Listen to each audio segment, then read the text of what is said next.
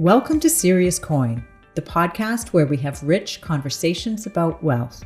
I'm your host, Kelly Willis Green. Today I'm speaking with someone who is one of my role models for living with wealth, an entrepreneur, philanthropist, and a very dear friend, Greig Clark. In 1971, at age 17, Greig started a summer painting business. The company was College Pro Painters, and over the next 20 years, Greig built it into a major franchise operation. He had 600 franchises with 5,000 painters when he sold the business at age 37. Following the sale, Greig searched for new purpose, first as a venture capitalist, before finding his true north as a venture philanthropist. Today, he is chair of Trails Youth Initiatives, a charity dedicated to empowering at-risk youth, and he says it's the most rewarding work he's done in his life. Greig and I talked about everything from the emotional struggles he faced after the sale, to the mistaken ideas he had about VC investing, to how he defines wealth today. I started by asking him about the phone call that led to the sale of College Pro. I did get a call, and it was which triggered me. I hadn't thought about it too much, but it triggered me to think, well, I'm 37 years old. I've been doing this for 20 years. Where do I go from here? Is this just going to be the rest of my life? And I thought, right. So is it one of those occasions where you just pause and pull back and think? And I guess I realized that we had grown College Pro across lots of locations across North America, 600 locations. So if I expanded to California, it wasn't going to be all that much different from expanding to Chicago or expanding to BC. It would just be sort of more of the same. So that was consideration number one. Consideration number two was by that time I'm 37, but the College Pro managers always stay 17, 18, 19. So I'm getting more and more distance from them. And when I'm going to manager weekends in the summer, which was our big social event, I would go to the ones all around North America, especially if I'm taking my wife and a few kids.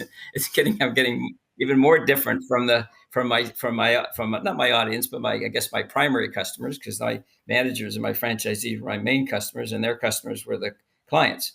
So it felt like it was the right time to make a change. But this had been your baby. I mean, you spent years building it up, and now it was in the hands of somebody else. That had to have been a difficult transition. Absolutely. Absolutely. It was most of certainly my adult life from 17 to 27 had been my main P for purpose, and everything been focused around it. So you go from like 100 miles an hour down to zero overnight. It was pretty hard. I tried to prepare for it a little bit. I asked some other people who had sold, and a little bit of therapy and that kind of stuff, but I was not ready. Well, for what? What was the toughest part? The toughest part for me was going from all entrepreneurs go 24/7 to going to zero. And I literally woke up the next morning, had nothing to do. And that was I had gotten advice, it's like, but they say when you retire, you should, plan what your hobbies are and that kind of stuff. And I guess I'm usually good at listening to those kind of consultants and taking advice, but I was just so focused on making the sale. It was the first time you had to go through all those closing documents and all that kind of stuff. And I agonized over whether it was the right thing to do or not. I just wanted to get across the finish line. Then I got across the finish line and went, now what? Like a lot of entrepreneurs who sell their business, Greig was faced with the question of what to do next with both his time and his windfall. And while many entrepreneurs jump right back into business, Greig took a time out.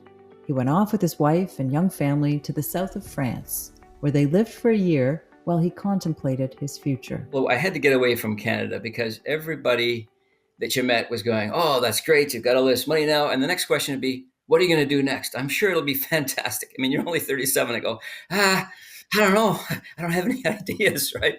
So it's self-induced pressure. It's my own fault. But I needed to get away from that. And so we landed in France, and although there's no people asking you anything, guess what? That pressure doesn't go away because it's self-induced, right? And I would literally walk the streets of Aix-en-Provence at 2 and 3 in the morning and wrestling with that idea.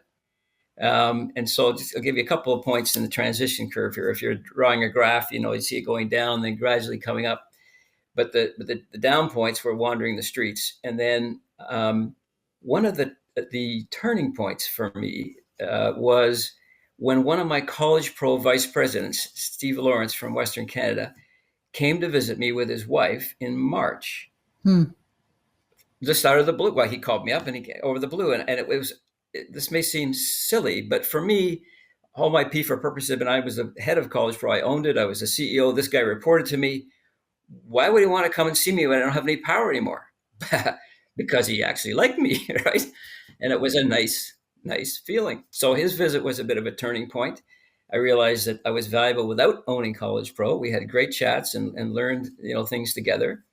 And then from there, it was easier to let the whole year theme of that year was to let the past seep away, gradually the red wine and sun of Aix-en-Provence to steep in, and then gradually be able to face the future. So March was a bit of a turning point, but around about April, May, as we're getting ready to leave Aix-en-Provence, I said, okay, time to start thinking about the future.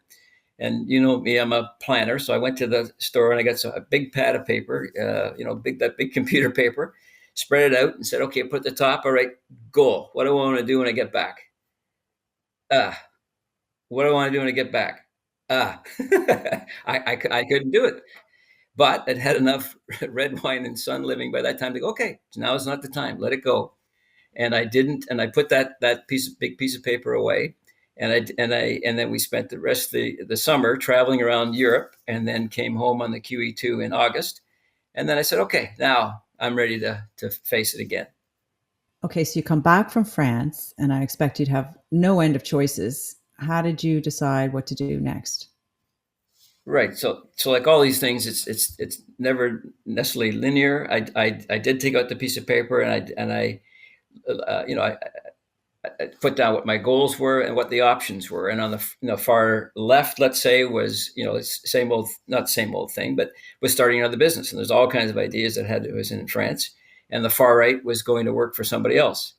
And neither option really particularly attracted me. On the far left, I mean, how could I duplicate College Pro? It was a rocket ride to success. I'd be comparing everything to my first love, and I just didn't think that would work.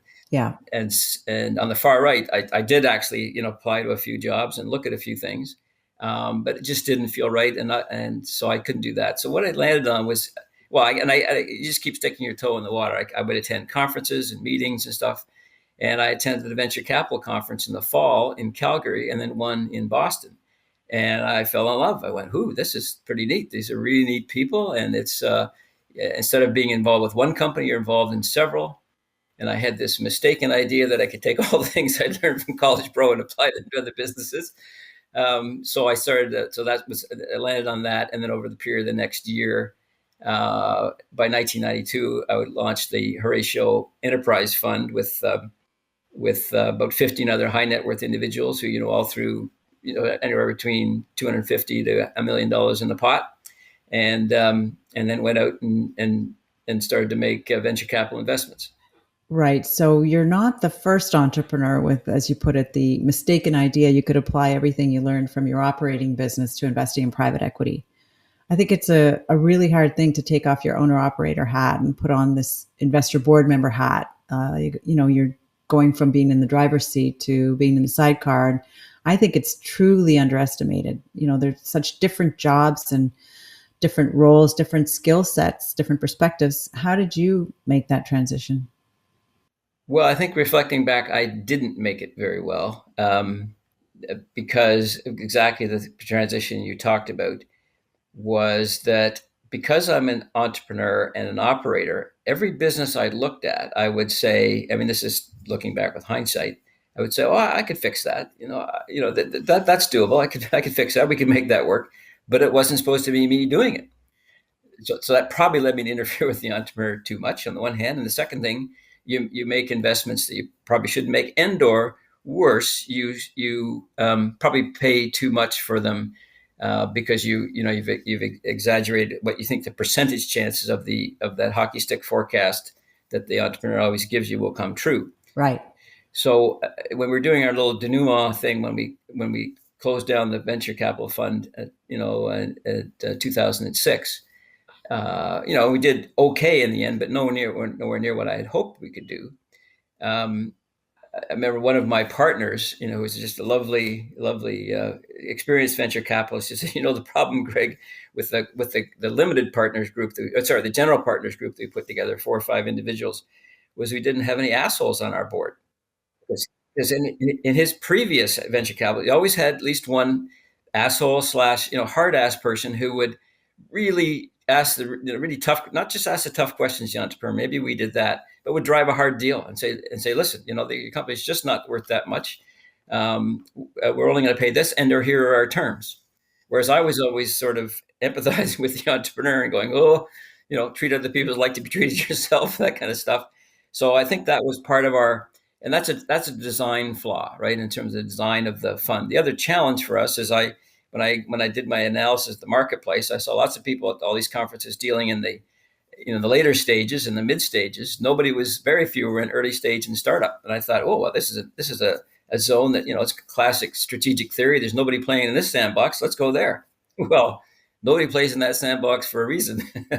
It's funny you mentioned that, Greg. It reminds me of something a friend of mine told me. He's a corporate director who often gets brought in on difficult corporate situations. And he said, I always want at least 2 assholes on my board. Fortunately, I'm one of them. So I guess you're right. It is that personality type. But I'm wondering, you were used to such success, and here you were experiencing something new. How are you feeling about some of those VC challenges? So as I started to take on the venture capital investments, when I finally realized that's what I wanted to do, there were a couple of emotions that went through me. It's probably the combination of things you always do. Something new is excitement because it's new, and each new business plan comes, you're really excited about it. But then you realize that there's a huge failure rate in this industry. Most businesses don't succeed; maybe 10% do. So the other side of me is a huge pile of anxiety. I hate to say it, but I think the thing that drove me off into success was fear of failure more than desire to succeed, because I just didn't want to fail. So I put in the work hours. Mm-hmm. So I was very much afraid that I wouldn't succeed at this. So there were both those two emotions going through my veins. Excitement is something new and meeting new people and working in a whole new field. I love learning. And then a great anxiety. You're absolutely right. Just because you're a good hockey player doesn't make you a good hockey coach. And we all seen all kinds of hockey coaches who have flamed out as coaches or general managers and get fired. I didn't want to get fired. Greg wasn't the only one who felt the magnitude of his change from college pro CEO to VC investor. His 4 children had only ever seen him constantly on the go for business. Greg had often taken them into the office or on business trips so they could spend time together. And then that all stopped. He shared a touching anecdote of how the change was seen through the eyes of his young son, Brennan. I'm an early bird, so I'd be up early in the morning working. And quite often, Brennan would leave his bedroom and come, and he always confined spaces. So he'd sleep in my doorway. He'd bring his blanket and sleep in my doorway. And it was kind of cute. And so I'd work away and just look at him sleeping there. And then in those days, we had the plain paper faxes on the rolls.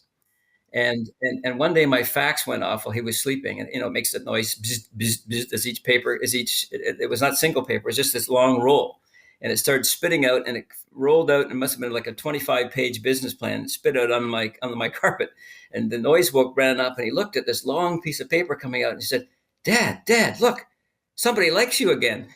Right. I guess to an entrepreneur, nothing says I love you like a buzzing fax machine. I don't know what the equivalent is today, maybe number of followers. But I'm curious, Greg, when you started up Horatio, how did you decide how much capital to allocate to your VC business and how much to put aside for your long-term financial security? Yeah, good question. It's just, you got to put it in different buckets. I wanted to put enough into Horatio that it sent the message that I'm going to eat my own cooking here, and that I've got a lot of skin in the game, and yet leave enough. And I would say it's maybe, I forget roughly, I think it's 1/3, 2/3. 1/3 went into Horatio, and 2/3 of the discretionary capital went with a money manager. So you put some money into your VC business, and then the bulk of it went to long-term investing. But how much did the windfall change your lifestyle? Did you go out and buy some new toys, new homes? I didn't buy anything new. Maybe it's naturally my natural conservative nature. But as we've talked, I went through that transition of the few months after the sale, which I really hunkered down, didn't do anything. I was trying to figure out what do I do next. And the big moment that I've talked about was when I went out for lunch with my ex-boss, and he was in the mergers and acquisition business, and he had he had businesses for sale, and I'm like this eager guy across the table. Well, tell me about this one. Tell me about that one. Oh, you got Coleman for sale. I know about camping. I'm interested in that one. He literally reached across the table, put his hand on my shoulder, and said, "Slow down there, kid. You're not in the frame of mind to buy anything right now. You're too eager." Wow. He said, "Oh, you always talked about going to England or France. Why don't you do that? Take a year, go to England for a year, and just be, don't do." So that became the focus of my spending. Was no point in buying any new toys and stuff. This is going to be a major thing to go and live in France for a year. That'll take money. That'll take time. So, and that was a year to chill and sort of let this thing, seep out of my veins and something new to come in. Yeah. What about friendships and relationships with family members? I mean, I can imagine at 37, you were pretty unique in having this very large pool of capital when I expect most of your peers were working pretty hard to pay the mortgage. Did it impact the dynamic in your friendships or relationships with your family members? It's an interesting question. And as I reflect on it, it did not. And I think it's because I didn't change my lifestyle. And I didn't change my friends, and they didn't change me, thank goodness. And so everything stayed the same. For a lot of my entertainment, I played hockey with the same group of guys. When I went camping and canoeing, it was the same group of guys. And camping, canoeing's not an exotic vacation. So kind of stayed the same. And it's kind of neat as you mentioned the age, because I think about it. That's when a lot of NHL hockey players retire, 37, 38, and their whole life has, they've got to go on to something else, but they got a whack of money. And it's interesting to see some of them handle it very well, some of them not so well. And a lot of it goes back to their grounding, probably from the values they got from their parents, and what matters in life. Yeah. And the people around them, where they're being steered, who's advising them, that can have a huge impact as well. But so when you go out for drinks with guys, they don't think, oh, well, Greg will pick up the tab. He's got lots of money. That kind of stuff didn't happen. No, that didn't. maybe that's what some of those long pauses were. At the end of the meal. I'd like to think I have high emotional intelligence, but I didn't pick up on that. Today, Greg, along with his wife, Carolyn, is most passionate about philanthropy, which he says is the most rewarding and meaningful work he's done in his life. Among his pursuits, he's chair of Trails Youth Initiatives, a not-for-profit organization whose mission is to challenge, equip, and empower at-risk youth to become contributing members of society. He says this work has also helped him grow into the board member he always wanted to be. If I had a sort of a camera in myself, but when I was sort of the head person at College Pro and the head person, and not the head person, Mel runs it, but as the chair at Trails, there's just a world of difference in that. I think I have actually learned how to become a chairman and an advisor, which I hadn't learned in my venture capital days. And it's just a heck of a lot more listening, asking questions, sussing out where they want to go, what makes sense. I'm still pretty excitable and emotional and get into it, as you know, but I think I've learned to temper that a little bit. So, Greg, you became chair of Trails when the founder, Jim Hayhurst, passed away. He was another great entrepreneur. I know he was a wonderful friend and mentor to you, and I think he handpicked you to be his successor. Now, I didn't know Jim Hayhurst, but I certainly, in the work I've done with Trails, have come to understand him as a legend. And it strikes me he was one of the first venture philanthropists. And, it probably wasn't the term that was used 30 years ago when he started Trails, but just this concept of applying innovation and applying his entrepreneurial know-how with this mission to drive social change. Do you think there's something unique that entrepreneurs like Hayhurst and yourself have something to offer the social sector? Well, I'm biased, but yes, I think we do.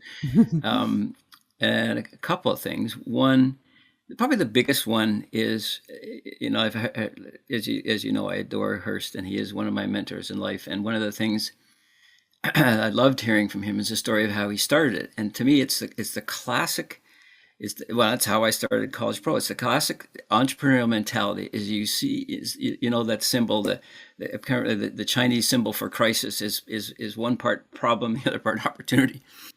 I always love that because that to me is in the DNA of an entrepreneur. They see a problem, but they almost instantly see, oh, opportunity. How can we fix that? How can we do something with that? And for Hearst, it was, and I won't take you through the whole thing, but it's a really neat story. But he had through various things working in Harlem and stuff. He wanted to help inner city kids, and he came back to Canada to see if there are any programs like that. And he found there were lots of like 1 week camps and 2 week camps and things like that. And all the professionals he talked to said, that he said, wouldn't it be better if they had, if you took a long period of time, like 4 years, and really helped to transform kids? And they said, oh yeah, they said for sure, but nobody will fund that. So that's like a red flag to a bull at Hearst. You go, oh, wow, Right. we'll find somebody to fund that. And he found Sears. And obviously, as you know, he probably sold himself. The program, yes, but he sold himself, put his ass on the line to say, we'll deliver these results. And that's how it got started. So that's the problem opportunity thing. And as sidebar that is innovate. If it doesn't work, try something else. If it doesn't work, try something else. And just one other quick thing on the problem opportunity, it carried on in his son, Jim Jr., who was his co-founder really. And then after he died, of course, Hearst died in February of 2020, and in March we had this minor little thing called the pandemic. And I've been in the chair seat for a month, and I'm talking with Mel, the president, and what are we going to do? And we brought Jimmy into the conversation, and he brought this neat philosophy, which is what's the gift? How's this for a line? What's the gift of COVID? Mm. What will it allow us to do that we couldn't otherwise do? And it was a real flip, and it was just like his dad. And we did work on that and do some good things out of it, which we can talk about if you want. But the neat thing was that mental flip to say, what can we make good out of this? That is such a good uh, aphorism for life, to take the things that happen to us in life and say, how do I use this for good, for myself or for others? More broadly, beyond trails, I know that very broadly, you and Carolyn are terrific supporters of charities, something I've always admired about you. And we've talked before about the challenge of trying to narrow your focus so you can really have an impact. And I wonder how you two think about which organizations to support. And those were pretty careful. I know you are too, is we pick ones which lines up exactly with where we want to make the difference. And our overall heading is to try to level the playing field, to try to help people who have had barriers because we didn't. How can we help lower it for other people? We believe that's in the best interest, not only of the individual, but society, because if each individual can reach their own potential, that increases the pie for the whole society. And we believe that one of the best ways to do that is through education. So one of our big charities, obviously, is Trails, because we're both very involved.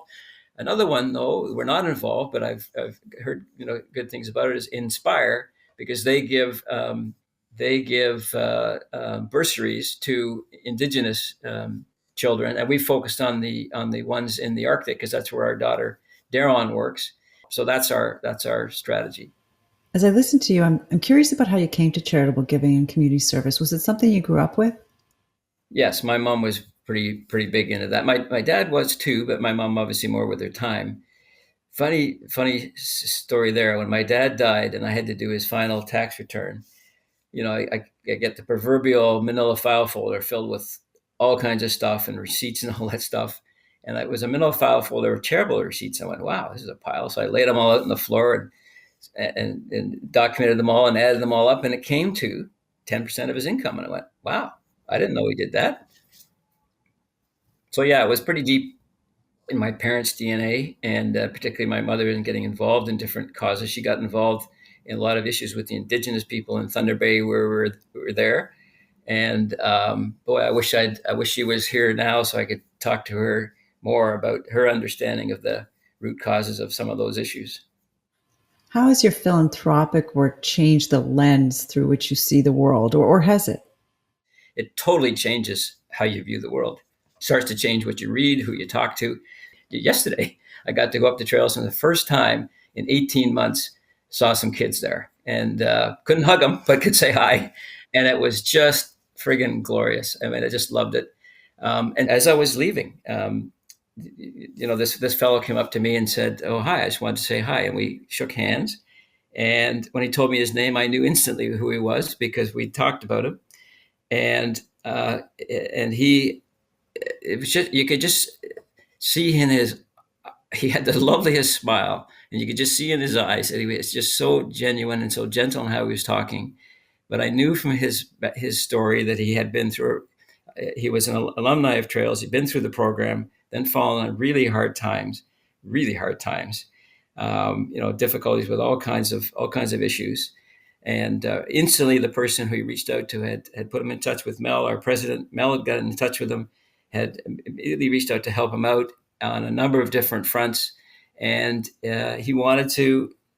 He was there that day because he had a broom and a mop in his hands. He was cleaning the floor. I looked at him and said, what brings you here today? He says, "Well, Greg, pardon me, I felt the need to give back." And I went, "Wow," right? And you just see in his eyes, what this organization Trails has meant to him, transformed his life, probably not exaggerating, saved his life. And you go, wow, this is just so satisfying to do this work. Greg, I'm listening to you and I'm thinking, as I know you today, and we've been friends for over a decade, I didn't know you when you were running College Pro. And so I can't help but wonder, how different is Greig Clark today from the Greig Clark that was running College Pro? Wow. Well, it's been a slow evolution, I'd like to think. And I think I'll just back up a little bit, because I think one of the things that's helped me do that evolution has been something that we've talked about, which was way back when, in 1985, got given a book by one of my College Pro managers, Jim Murphy, gave me a book, Stephen Covey's The 7 Habits of Highly Effective People. And I read it and loved it and applied lots of things to College Pro. But one of the things he said in there was, write your own mission statement. And, partly, he talks about imagining your own obituary, your own funeral, which is that's a pretty big thing to do when you're 30 years old. But it was so I did take a first crack at a mission statement then, and 36 years later, I'm still doing it. So I'm version 36.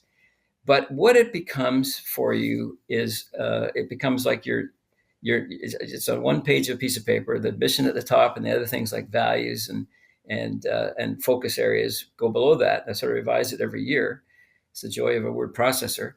But it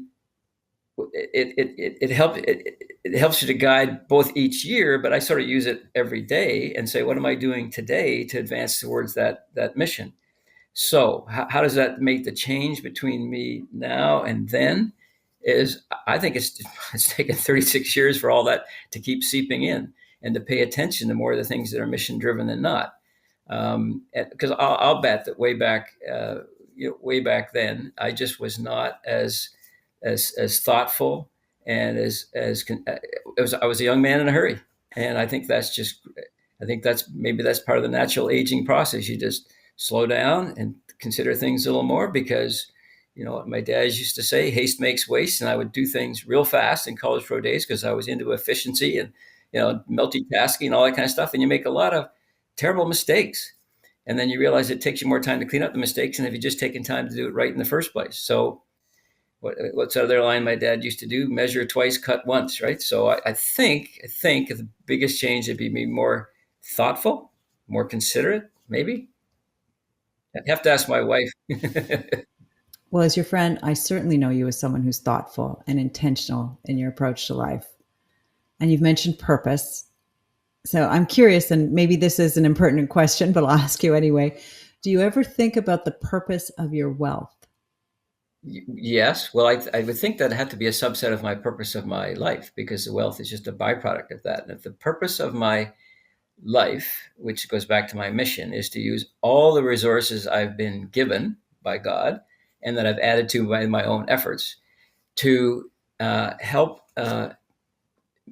as many humans as possible reach their own full human potential, starting with myself, physician, heal thyself, starting with myself and my family, starting close to home, but then also with some of the organizations I work with, but particularly with an organization like Trails, where there's a lot of chance to help people, to help level the playing field. So one of the only two resources you've really got in life are your time and your money. So I take, and so that allocates, as I said, every day I look at how am I using my time to live that mission.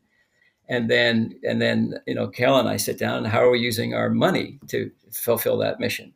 And it's the same buckets as you talked about before. There has to be a certain allocation of that money for however long we think we're going to live, and at what lifestyle we need to attain. And then there's another bucket, which is the giving back bucket. Before, it was the allocation of money to venture capital. Now it's the allocation of money to philanthropy.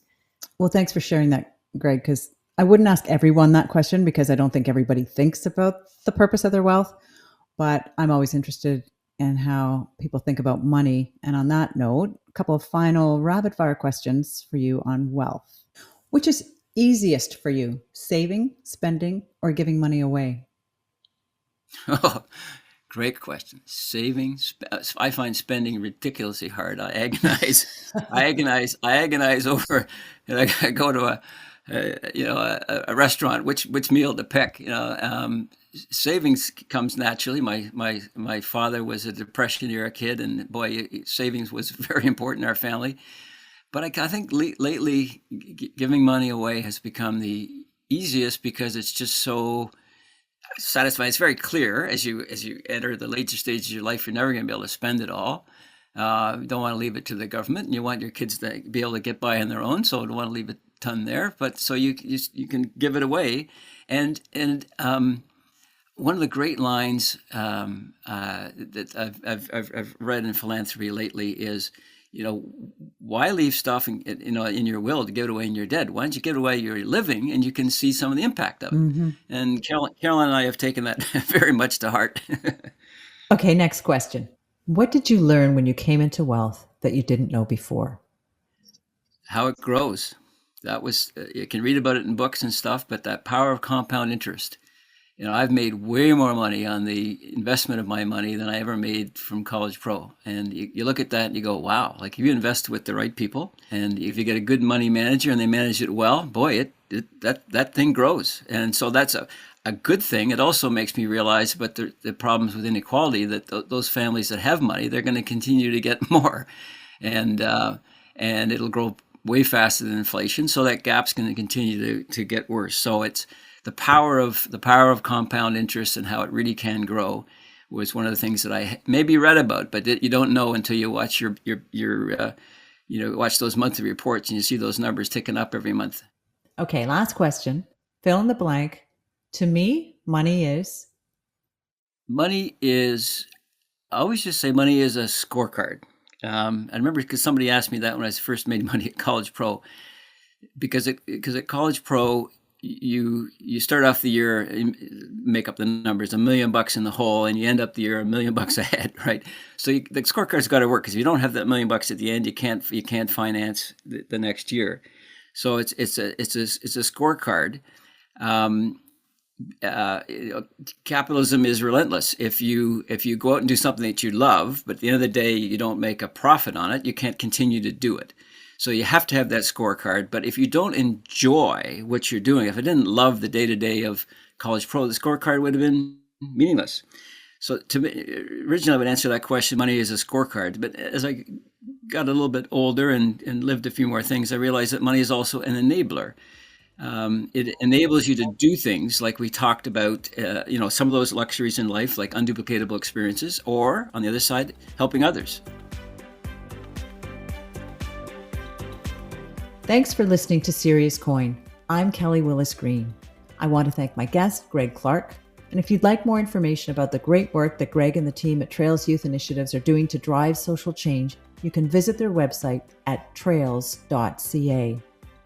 This show was produced by Lead Podcasting. Special thanks to my producer, Amanda Capito, and Bob Ramsey of Ramsey Writes for consulting on this episode. If you enjoyed this conversation, subscribe to our show wherever you get your podcasts. Serious Coin podcast is provided for your general interest only, and nothing we discuss should be taken as investment, tax, legal, or other professional advice. Always talk to a licensed professional before you take any financial decisions.